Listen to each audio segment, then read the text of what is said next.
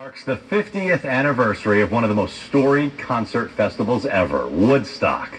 The Grateful Dead, Jimi Hendrix, Janis Joplin, The Who, icons of the age all performed and all had to deal with major headaches getting to the small town of Bethel where it was held. Here's Spectrum News' Matt Millett with a look at what that town went through that historic weekend and what it's like now. Bethel hasn't changed much in the last 50 years. Life is slow here. The same old buildings and farms dot the land along Route 17B.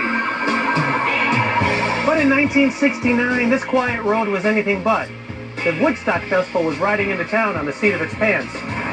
You see, it was never meant to be here. It was always meant for Wallkill, 45 miles to the east. But after everybody and their brother opposed it, it left the festival's promoters scrambling. With no more than 2 weeks to spare, the town of Bethel, with the promise that no more than 50,000 people would be in attendance, approved it. 2 days before the festival kicked off, traffic jams began to flood this two-lane road. And on the day of the concert, you could forget about it. Nothing was getting in, and nothing was getting out.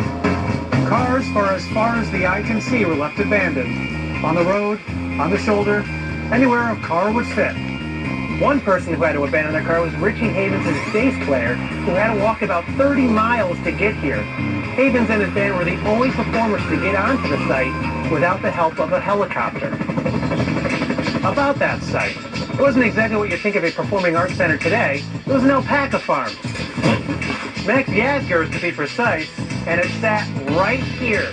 He believed in the cause of what Woodstock was trying to do, and for $10,000 agreed to rent his property for the festival, even if his neighbors were deeply against it. Oh, and if you're curious, that spot right down there, that's where the stage was. All told, about 400,000 people attended Woodstock during the Summer of Love, 8 times more than they had anticipated. Food, water, and hygiene were in short supply, and drugs were in high demand. With so many things going awry, one thing held true, and that was their mantra of peace and love.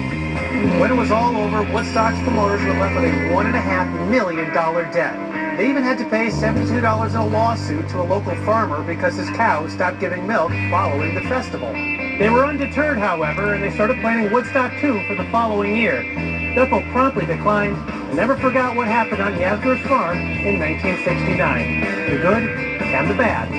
It was the dawning of the Aquarian Age, and Bethel was its unlikely host. In Bethel, I'm Matt Millett for Spectrum News.